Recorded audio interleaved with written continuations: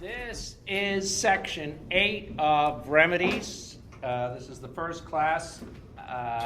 Everyone should have submitted all of their section answers by now in class or online, so everyone online should be up to date. All of that information should be submitted, and for those in-class students, you should have already submitted it to me electronically as well with respect to all of the questions that have been posted up to now, as that constitutes your midterm examination grade.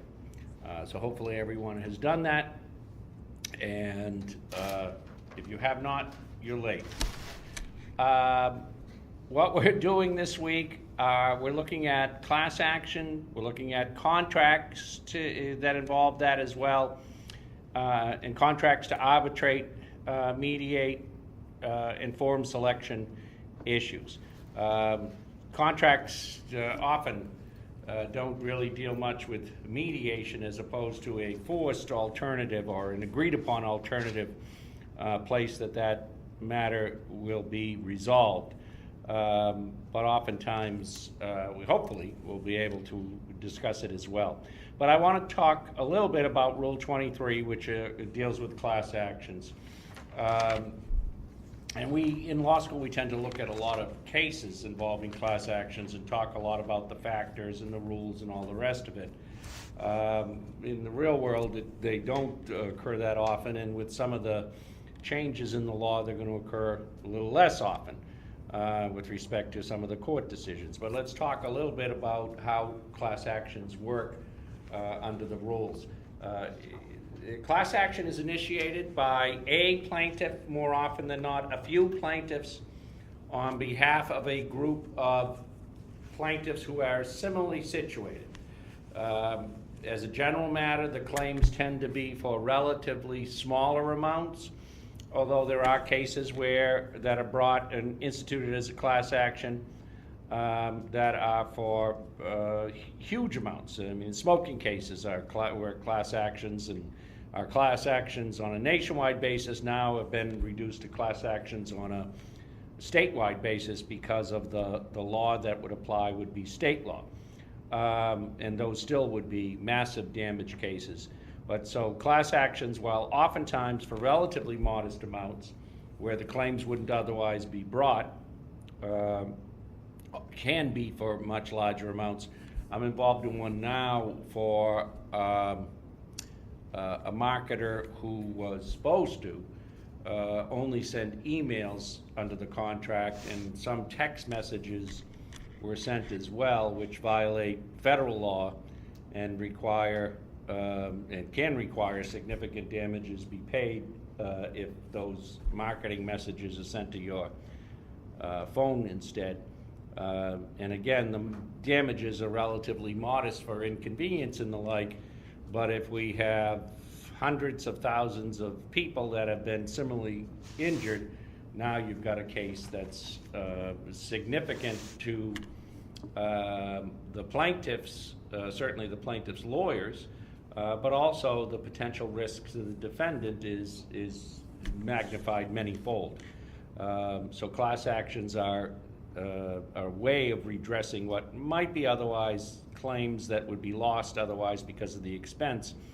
And when the court looks at deciding whether the matter can proceed as a class, once it's initiated and the defendant is served, at some point the plaintiff has to request that the court certify that it can proceed as a class action. In order to proceed as a class action, as the court would look at addressing that question, at this point it's simply initiated by the named plaintiffs against the defendants. More often than not, defendants would oppose the class action. The reason they would oppose certification is because it keeps the size of the potential judgment or resolution that much less if the class isn't certified. But the court looks at a number of different factors. The standard we talk about with respect to class action is when a group too numerous for joinder have been injured as a result of common questions of law or fact, they can proceed collectively, if the court allows them to, to try and seek redress. The 5 whys that the court will look at in deciding whether the case is appropriate to proceed as a class action are commonality, numerosity, typicality, adequacy or adequately, and the last one, the newest one, is manageability. And manageability is where a lot of these have been falling apart lately, and that's why the court has really taken a much harder look at some of these as to whether they can proceed. Also, Congress has weighed in on this to make it easier to either remove a class action to federal court or to bring it to federal court in the first instance under the Class Action Fairness Act passed under the second President Bush. So it's easier to actually get the federal court to review these cases as well, where defendants, large corporate defendants, think there's a more favorable forum. At any rate, commonality. There have to be common questions of law or fact in order to have the class certified. They don't have to be identical. Oftentimes the claims, at least with respect to the type of injury, are the same, but oftentimes the damages, depending on the individual and how they're affected, could be different. That doesn't mean that there aren't common questions of law or fact. The rule doesn't require that they be identical questions of law or fact, only that they be common questions of law or fact, and oftentimes the law that will likely apply equally to all of the plaintiffs. So the problem oftentimes with respect to commonality sometimes will fall apart on the person-specific nature of the injury. If we've got, for instance, like the Walmart case, a discrimination claim, or B, on with respect to how that violation of law specifically caused damage to each plaintiff. Numerosity, a group too numerous for joinder. There is no bright line number as to where that is.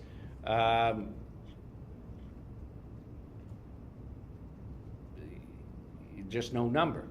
But if you think about it, certainly 20 people can join in a group, 30 can, 40 can.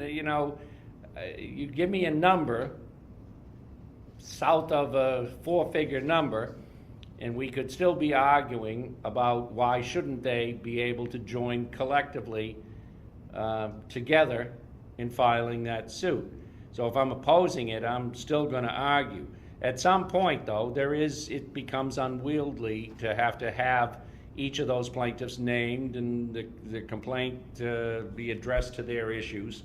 And so that's the point where it's a group too numerous for joinder.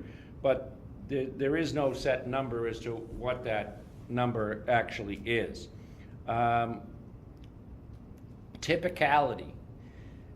The class representatives, the named plaintiffs in the suit, their claims must be typical of the types of claim, injury, and law that each class member has suffered. So what we're looking for are people who can adequately represent the interests of the class by way of the injury that they suffered. If we have a named plaintiff whose injuries are atypical of the class, are not the type that they've generally suffered, are much more significant or much less, then they are not, their claims, their injuries, their rights that have been violated are not typical of the types of claims or injuries that the class members have suffered. They would be inappropriate class representatives. But again, part of this is making sure that they would, at least in part, have the best interests of the class at heart, because their interests and their injuries are typical of the other members of the class. Fourth factor is adequacy or adequately, just depends on how you want to say it. The class representatives, again, the named plaintiffs in the complaint that the court has to choose whether to certify or not, they have to have the ability to adequately represent the interests of the class, or they and again, this goes beyond their injury, this goes beyond them personally even, but what we have to look for is, to the extent that they have, or can, and will have the best interests of the class at heart, but also that they have the financial resources to bring this case ultimately to its natural conclusion. These are not inexpensive cases to proceed with in civil litigation, and the plaintiffs oftentimes would be expected to bear the costs of that litigation. Excuse me. What happens more often than not is that it's initiated, or at least it is pursued by the lawyers involved at first, looking for appropriate plaintiffs who can satisfy these standards.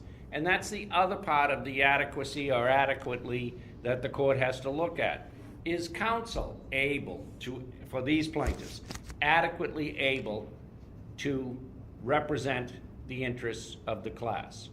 But that means is both from a standpoint of experience in this type of area, because it's a very specialized area of the law, as well as also, again, the question of the financial resources, because we haven't gotten to it yet, but at some point as the court decides that the class will be certified, well, then we got to give them notice. Then we've got to field their responses to that notice, and we have to assemble this a lot of administrative details that are going to require financial resources to be able to do this properly.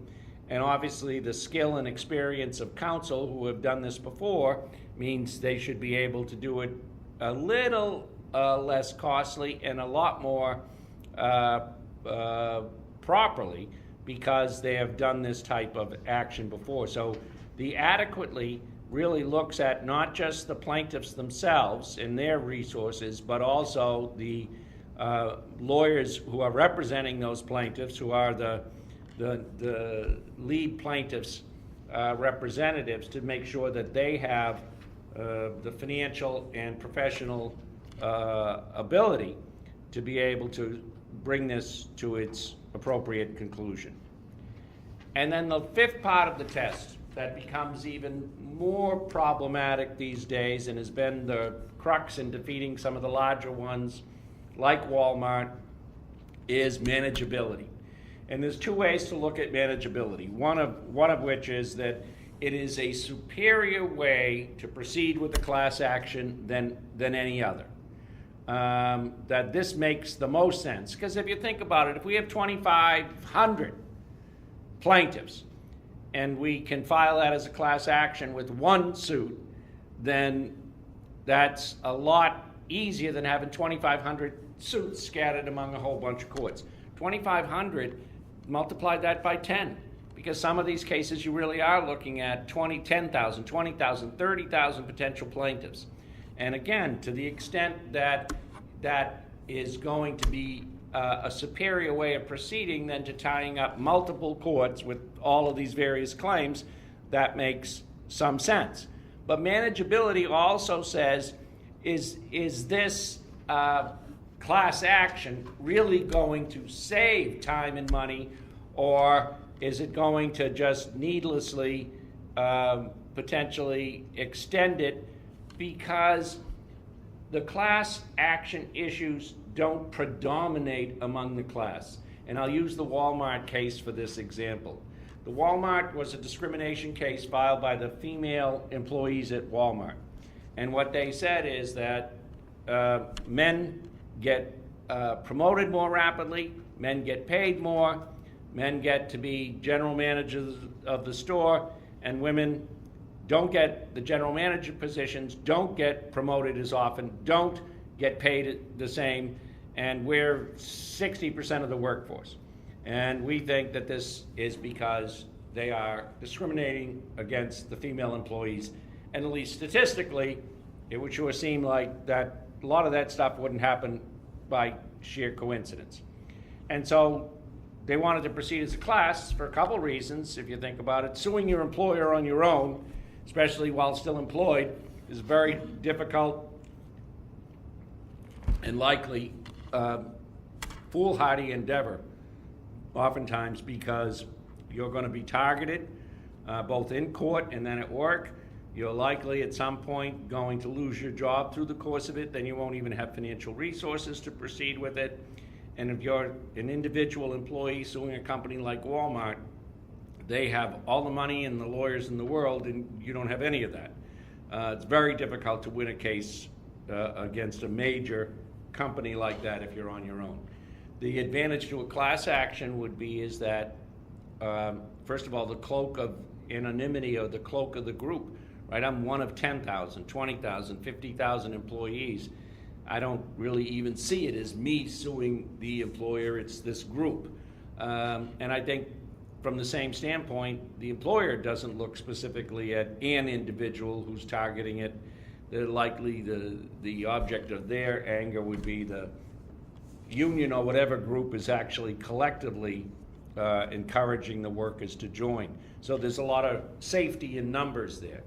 The other part of it is that it's easier to prove likely discrimination by assembling a lot of these pieces of information about how others have been affected.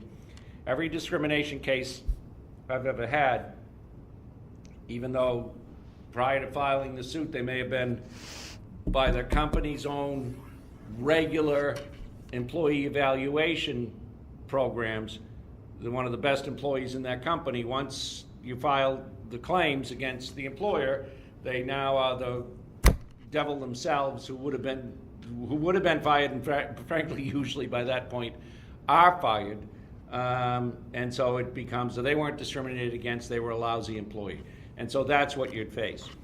And so there's many advantages to allowing it as a class, not the least of which is the one that I'm not paying those lawyers until we're done because, and I'm never going to pay them. It's going to come out of whatever they are ultimately able to recover.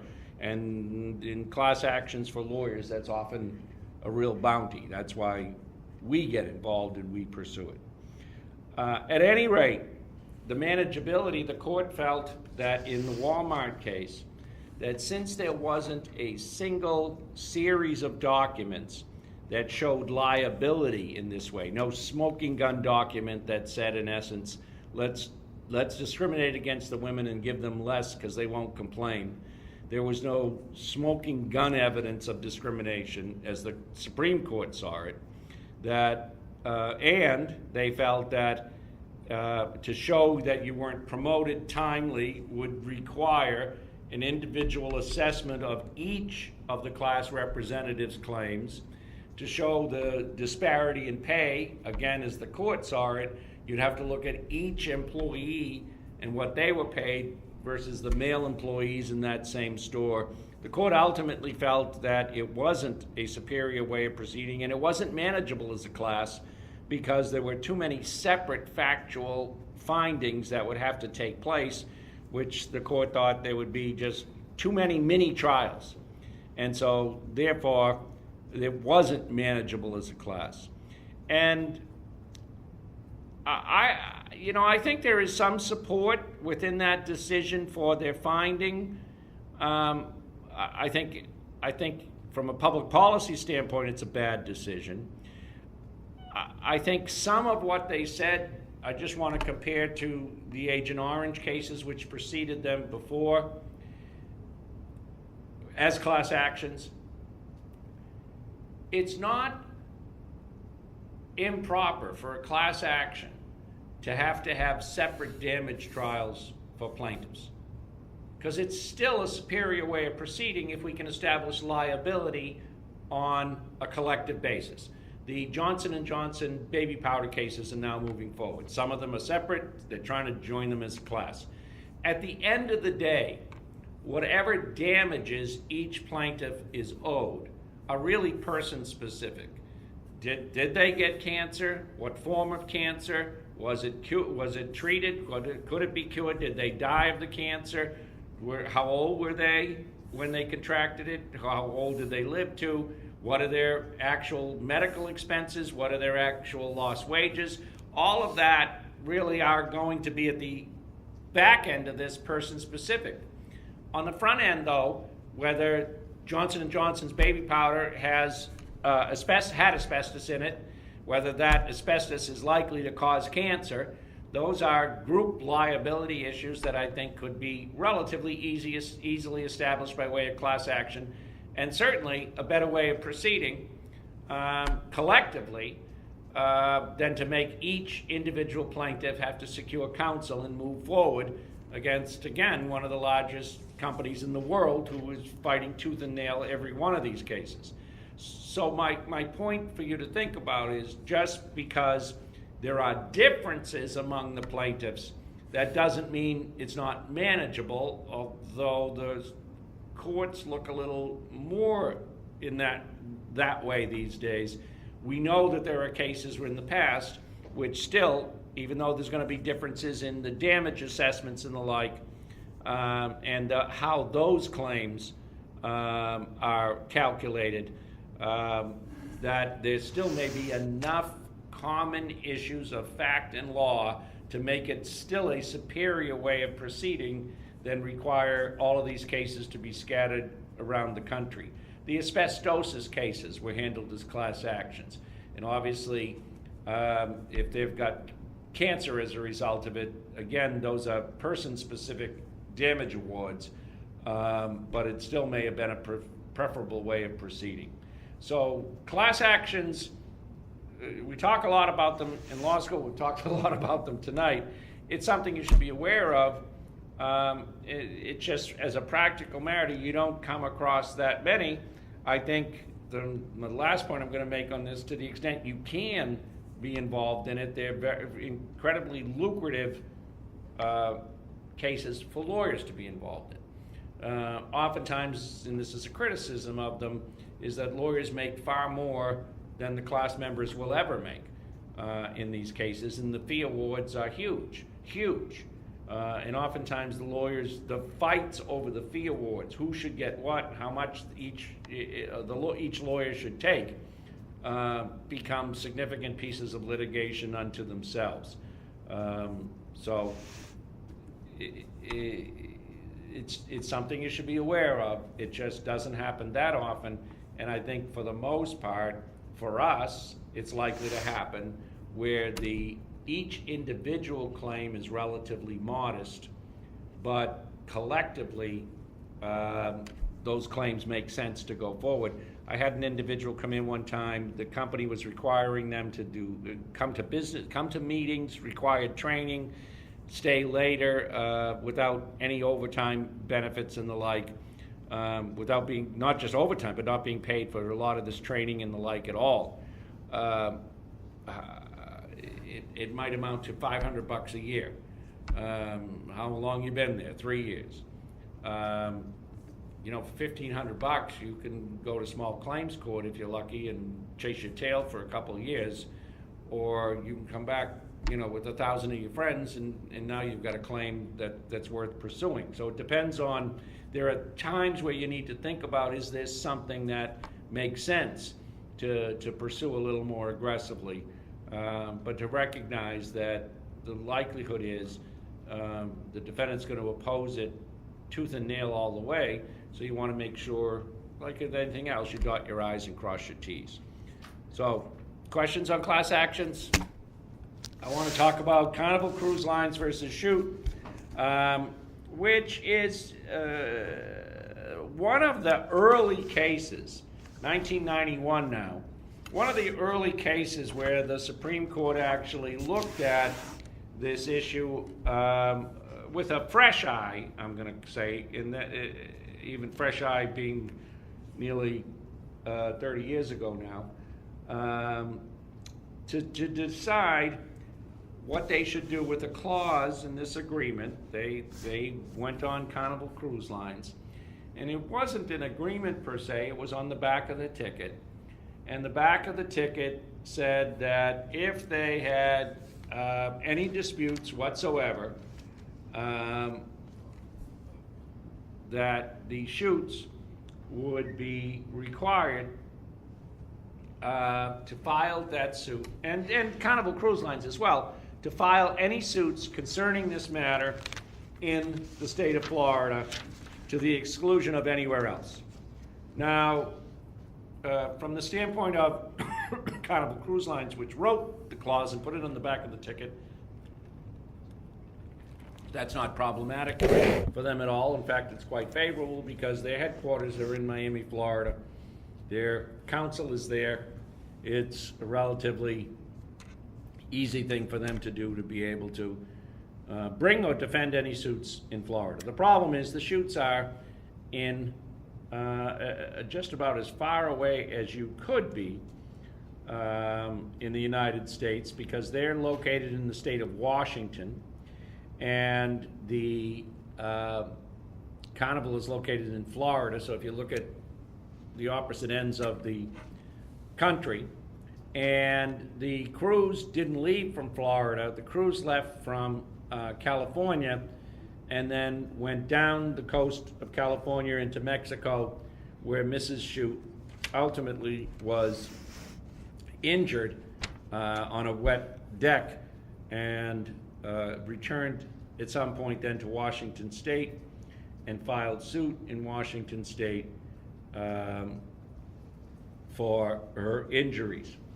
And the defendants moved for summary judgment on that suit, saying that this is not an appropriate forum. And the reason it's not an appropriate forum is the Shutes had agreed on the back of the ticket that the forum selection provision said that if there's any suits whatsoever, you will bring them in Florida. And so we have, or at least had at the time, one of the first cases where the court was needing to look quite hard at this forum selection issue that wasn't negotiated in any way. Up to now, the case quotes of Bremen versus Zapata and some other cases. If you had a negotiated agreement and the parties who were relatively on equal footing agreed to the provisions within it, such as a forum selection clause or a choice of law clause, then the court would honor those provisions, because people are free to make their own choices and should then have to live with their choices that they made. The problem here, if in this clause, is that if you start to think about whether it's fair or unfair, or think about the difference in bargaining positions between the two, it becomes quite one-sided to Carnival Cruise Lines and quite unfair to the plaintiff.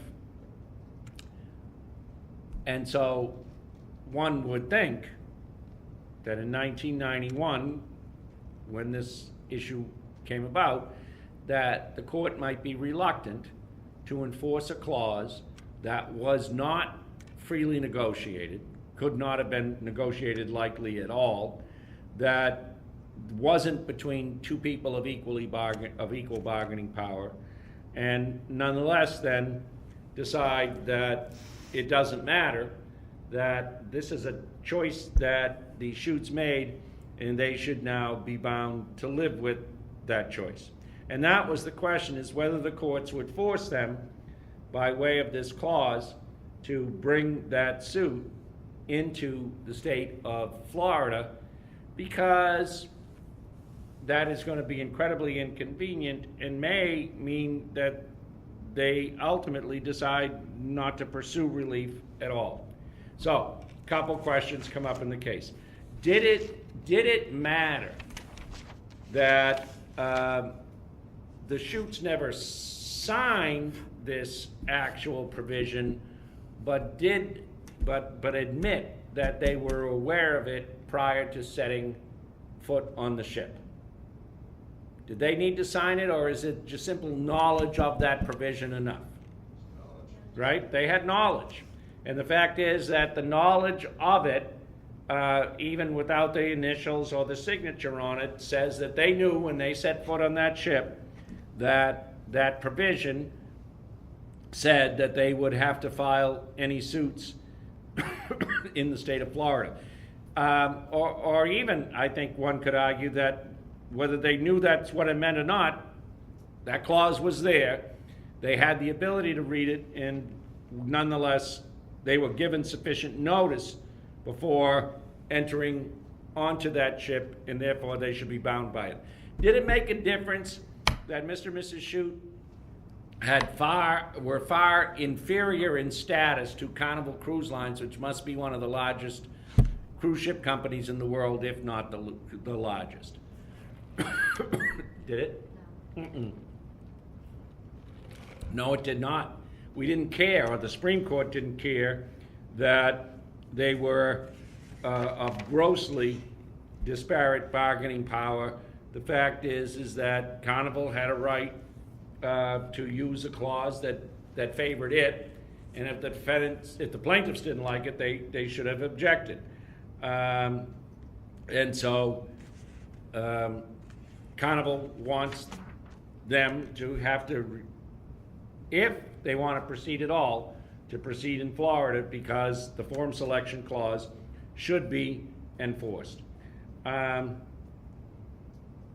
bottom line at the end of the day, as you already know from this case, is that the Supreme Court said none of the rest of these policy things really matter. The fact that they were of unequal bargaining power, the fact that it would be very difficult for the Shutes to come all the way from the state of Washington to the state of Florida to pursue any relief on what already is a difficult claim. The bottom line is the court didn't care. And the point I hope you take away from this is that things haven't got better for you since 1991 when this case came about. And we're going to see that in a couple of other cases. The fact is that the Supreme Court, in a lot of language here, says, well, it's nothing that appears to be unfair about it, but if you look at the terms of the contract itself, there's a lot that seems to be unfair about that, some of the other provisions as well. And the court says they didn't do it to discourage people from filing suit. The court can say that, but that's simply turning a blind eye to exactly what this likely means. The fact is that if someone came to see you in the state of Washington who were in the Shutes condition, and you interpreted that for them, you'd say, it's much more expensive to pursue a matter 3,000 miles away. We're going to need to get other counsel down there. B, every time if you need to attend a hearing, if you need to go to the deposition, we're talking thousands of dollars to be flying back and forth across the country. A claim like this, where there's dubious liability, the likelihood of this claim ever making it to court in the state of Florida are incredibly remote. And for the court to sort of dismiss some of those real-world factors is, to me, very silly. But the bottom line is I don't think they care. And that's the question you have to ask yourself. It doesn't matter if this is a choice of forum clause. This one happens to be. It just makes it more unfair. Choice of law clause, as you know, says that wherever we go, this is the law that will be used. The courts favor that as well. And so we've also now gotten to the point where it's both a choice of law and a choice of forum clause, meaning that it's not only must you go, for instance, we'll use Florida, but if you go to Florida, we use Florida law, if that's what the choice of law is, to control the resolution of this matter. We're going to take it a step further, is that since we can have choice of law and choice of forum clauses, the question then becomes, can we have no court forum at all, but can we force people to forego their due process protections and agree to mandatory arbitration of whatever dispute they may have, which means now not only aren't we going to court, not only are we going to a distant location, but that distant location might not be a court at all. It might be required arbitration. And the thing to think about when we start to move to required arbitration, which not move to, we're way past that, as we're going to see in the cases and some of the updates to it. that, first of all, arbitration is not free. It is a private dispute resolution service that has to be paid for. And so that should be part of the arrangement as well as that split, or is one side paying it, and the likelihood at the minimum it's being split. Sometimes the provision will say the loser will pay the entire cost, and that's not, we're not talking short money for a lot of these arbitration proceedings. It'll also oftentimes be in a distant forum. And the other part of this to add with your arbitration provision now is just like the shoots. You don't sign anything.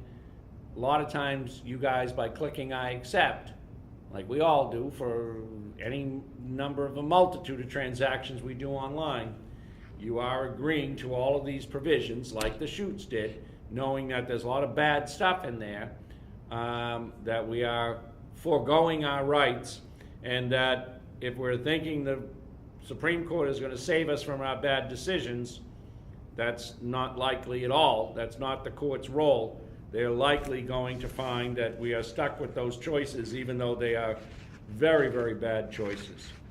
I want to go, so I gave you the ticket here. If you want to look at it, we've looked at it before. It's incredible. The provisions are not just the bad choice of forum. There's a number of provisions that are quite unfavorable, but the court didn't care. They were looking to be able to have fewer problems reach their desk than more. Let's talk a little bit about, there's an article here, federal judge with the radical past goes mainstream. And this is Judge Gertner, who now has left the bench and become a professor at Harvard Law School. But for many years, first she was a criminal defense lawyer in Boston, and then which is in an incredibly unusual move, was appointed a federal judge. An incredibly unusual move for two reasons. First of all, then and even now, the federal judges are still mostly white guys and white.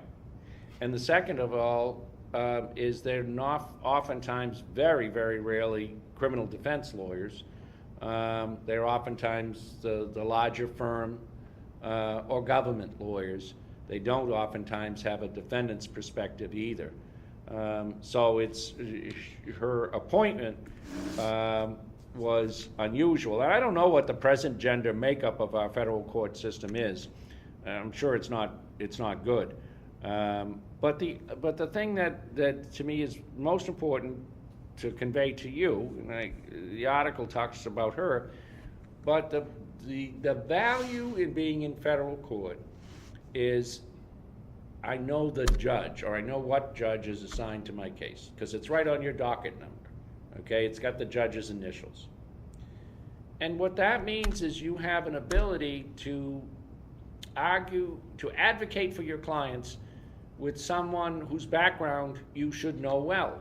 Because like all of us, we have our likes and dislikes, we have our tendencies, and now with Westlaw and Lexis, you guys can be able to figure out exactly who that judge is that you're standing before in federal court, what their background was prior to taking the bench, and what cases, and what important cases, and how they've looked at certain issues in the past to be able to shape some of your arguments to them now, because leopards don't change our spots, and especially as people get older, they get even a little more set in their tendencies and the like.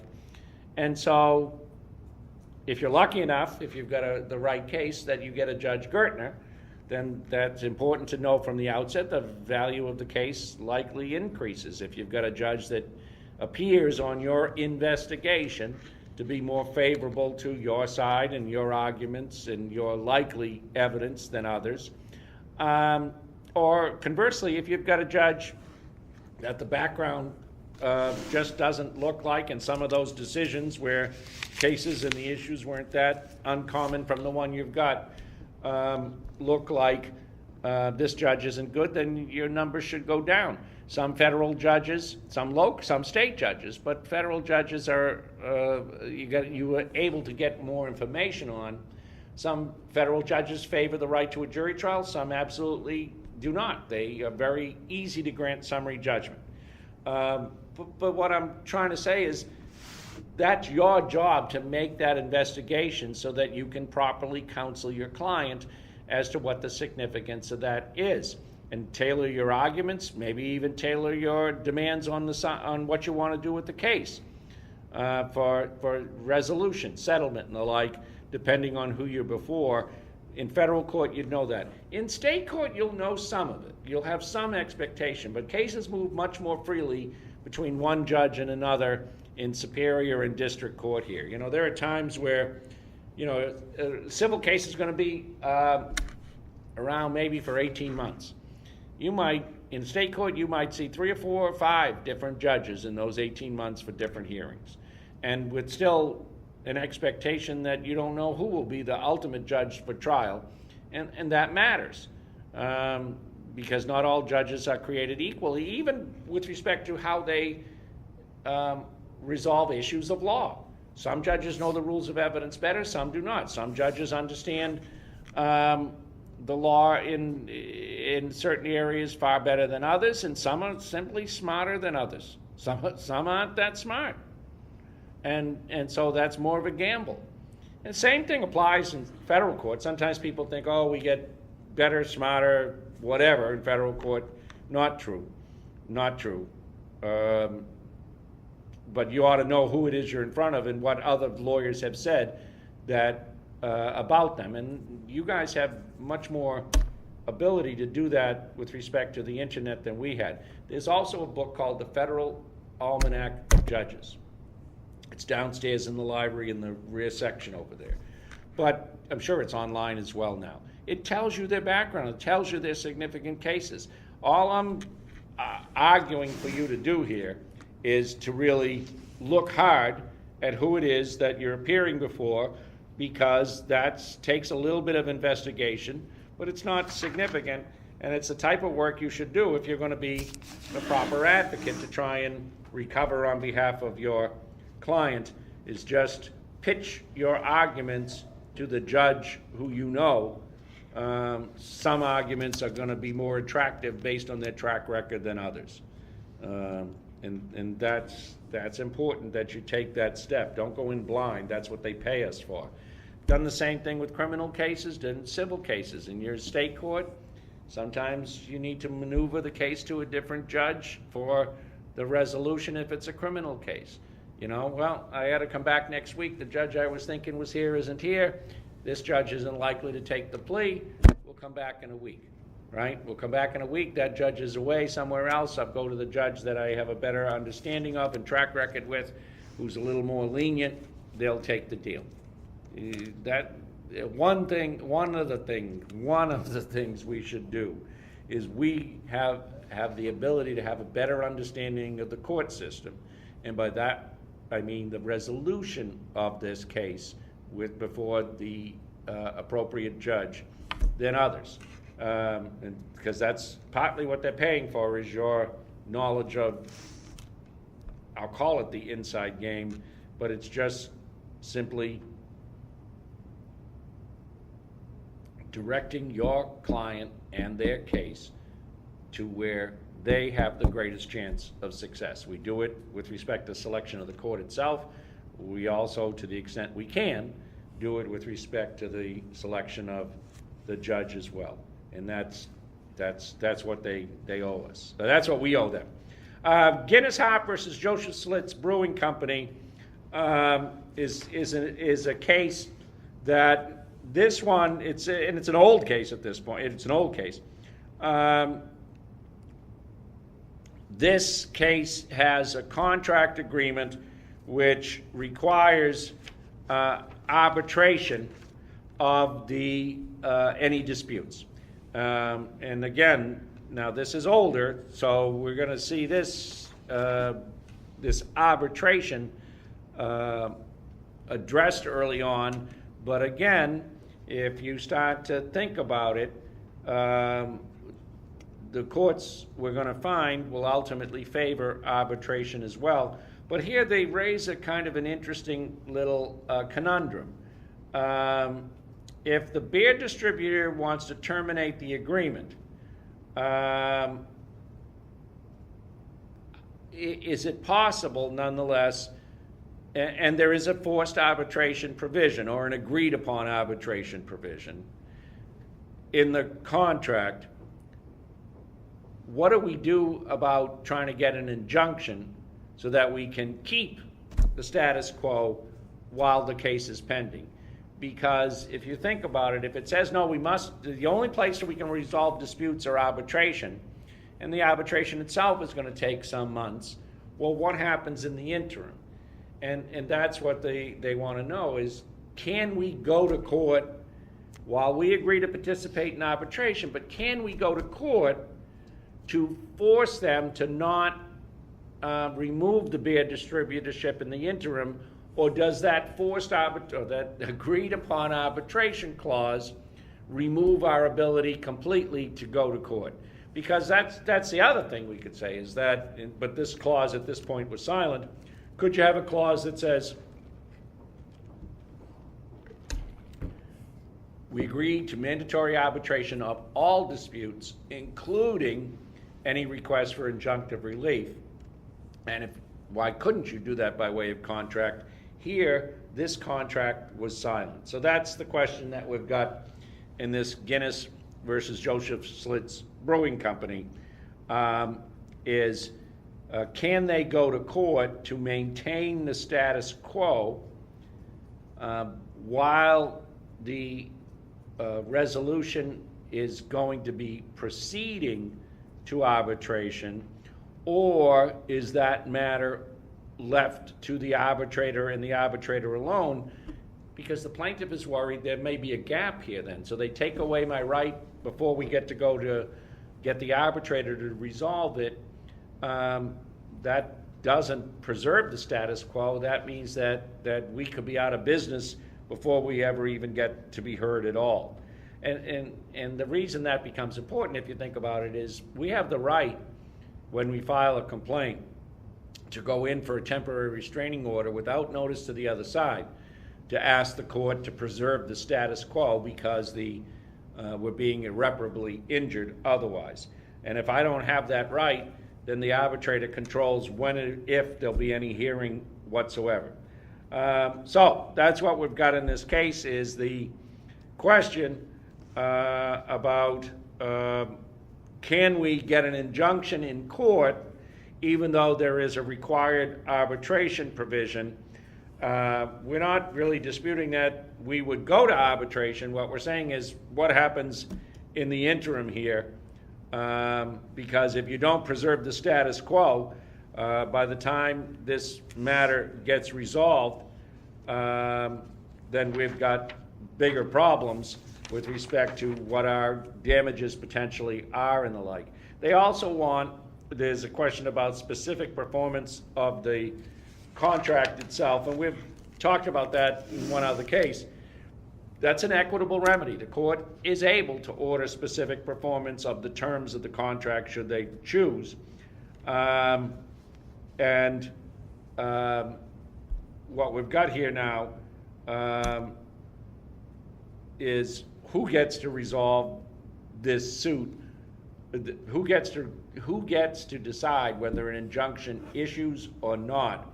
Do we have the right, nonetheless, to go to court to require specific performance of the terms of the contract and to preserve the status quo, or is all of that to be argued and acted upon by the arbitrator itself? First question, first point is for you to look at. Within notes 4 to 6. Talks about the Federal Arbitration Act. There is actually, and we're going to see this in another case as well, that the Federal Arbitration Act is an act by Congress that makes enforceable an agreement to arbitrate. And it doesn't just make it enforceable. If we looked at the Federal Arbitration Act and the cases that have been decided under it, we would see a long string of cases where the federal courts favor enforcement of the Federal Arbitration Act. It's not that they're worried about foreclosing the right to a jury trial. They're not a question of this private, expensive dispute resolution process as being unfair. The Federal Arbitration Act is in essence an endorsement of this private dispute resolution service. One could argue cynically that part of the reason they favor it means fewer cases in federal courts, fewer cases in state courts, less work for judges to do. But that's one side of it. The other side would be, well, if parties have agreed to it, as we saw in Carnival Cruise Lines and the like, why shouldn't we then, as the courts, require them to satisfy their contractual obligations? So at any rate, they look at and talk about the Federal Arbitration Act and that it is favored under federal law. The problem is that just because you have that favoring of it under the FAA and the provision within the contract, there's still a question about, well, the contract appears to be silent on whether they can nonetheless seek a temporary restraining order to preserve the status quo. And Guinness wants that simply so that they can remain undisturbed until the arbitrator issues a final decision. And the courts say at the end of the day, there's no problem with being able to compel arbitration, but at the same point go into court to seek that temporary restraining order to compel the parties to comply with their agreement and leave whatever the status quo, the last uncontested place where the parties were, in place. My question, though, is, if you think about it, if we take this case and decide that the courts seem to favor the Federal Arbitration Act, favor requiring parties to honor the terms of their agreement that they freely entered into, why couldn't we then just add additional language to that clause that says not only is it you're required to go forward with arbitration to resolve any disputes, but that means any dispute whatsoever, including requests for temporary restraining orders, preliminary injunction, or permanent injunctions, can only be addressed by the arbitrator as well. I don't see why a court wouldn't require you then, if that's what the language actually was, that why the court wouldn't compel you to honor the terms of your arrangement. The problem with it is that, well, how long would it take then to get the arbitrator to act on it? We know we can go to court on very incredibly short notice to preserve the status quo. And so there's nothing here that talks about the arbitrator has that power as well. There is language here, and it says it on 473, that the introductory section of paragraph 5 forbids termination until a series of procedures, including arbitration, has been followed. And that's what Guinness bargained for, and that's what it's entitled to receive. And that's why they're able to get that injunction. And so under this circumstance, that they would be able to do it. I don't know if you change this language so that it was you're only able to get it through, if the provision itself in the contract is changed to say all relief has to be sought through the arbitrator, then you'd have likely a more successful argument. The last case I want to do today is this Rosenberg versus Merrill Lynch and Pierce. and we're going to start it. We should be able to finish it. Now, this is the case. This is why I gave you the background to Judge Gertner, because this is a 96 case, and what this former employer brought her action against her employer and former supervisor, and within that, she brought claims of sex discrimination, sexual harassment, and the supervisor moved to compel arbitration and for a stay of proceedings pending outcome of arbitration. Gertner held that additional briefing and discovery was necessary in order to decide whether that was what was required. And so the motion to compel arbitration was deferred and motion to stay proceedings allowed. Now, so why is that unusual that the judge wouldn't automatically just accept that if this stockbroker agreed to arbitrate her disputes, that's what she should do? The fact is, I can't imagine another federal judge in First Circuit, where this was, and down in Boston, would have done this decision, because there's a mountain of law that says the FAA, Federal Arbitration Act, is favored, and that you can go arbitrate. If you think that some shenanigans went on there, you can ultimately come to court and try to set it aside. But the fact is, Judge Gertner took a completely different view of the case and the law than I would think any other federal judge would have done at the time. And that's why I'm saying it's important for you guys to know, well, who am I before, and are there certain points that, based on their background, I should be raising, and that may be ultimately successful. Part of it is also luck of the draw. When you file your complaint, your case, the wheel comes around, you get assigned, and sometimes you know you've done well, and other times you know we did badly. But here, for this case, I think they did extraordinary. I don't think they could have done better in Boston. And so what they did, though, is they were arguing, or the plaintiff was arguing, that the plaintiff, yes, she did agree to this arbitration provision.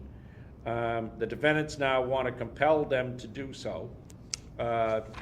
And she makes a unique argument that the employee, an individual employee, could never waive his or her rights to litigate civil rights claims in a federal forum.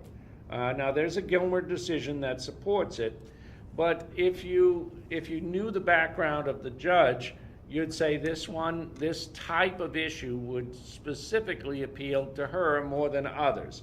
And so what they're trying to argue then is these types of claims require a court forum, especially in view of the fact that the arbitration process and the decision there favors the status quo, favors the employer, and grossly favors the employer, and that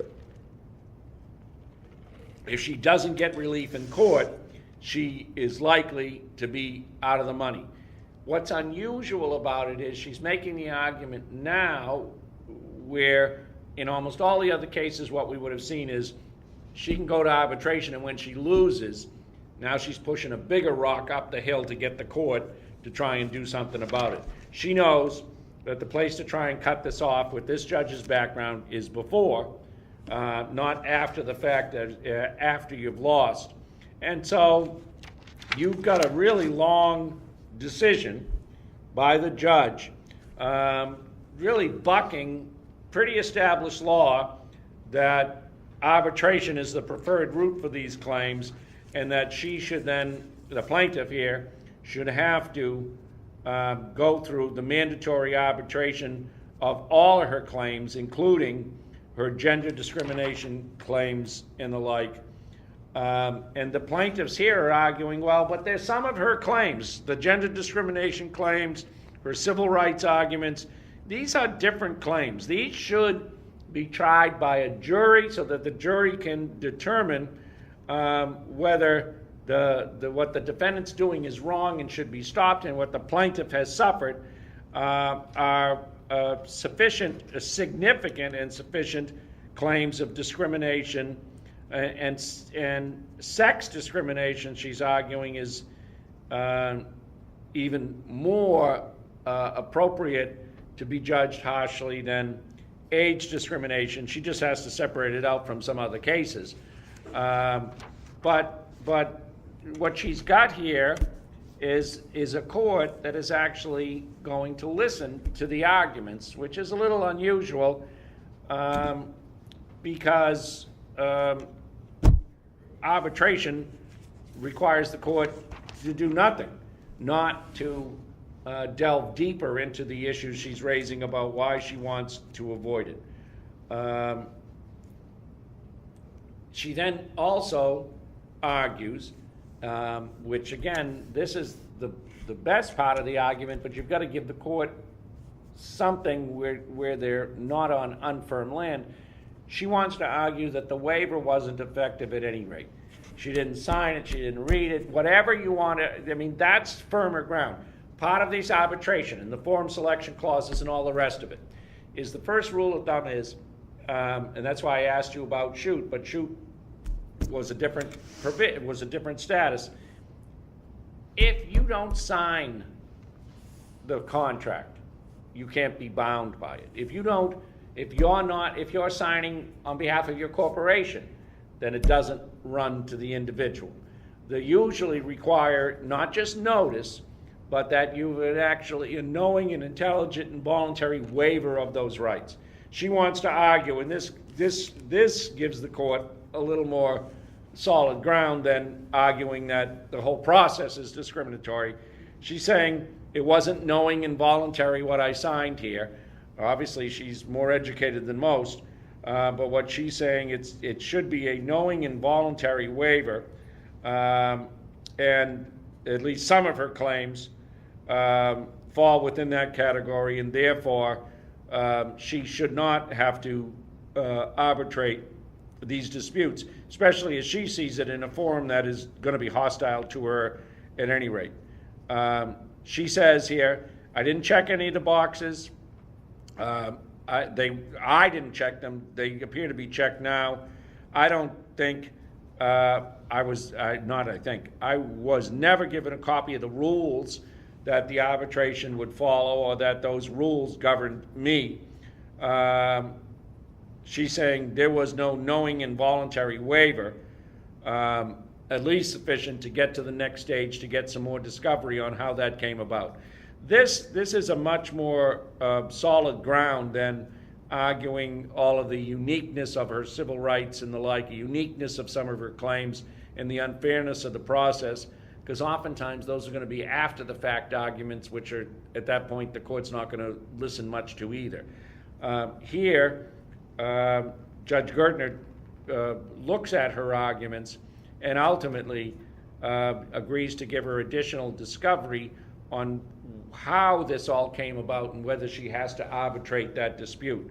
What this allows her to do is she's pitched some relatively novel and unique arguments to the court that would attract, that would appeal to the court's sensibilities.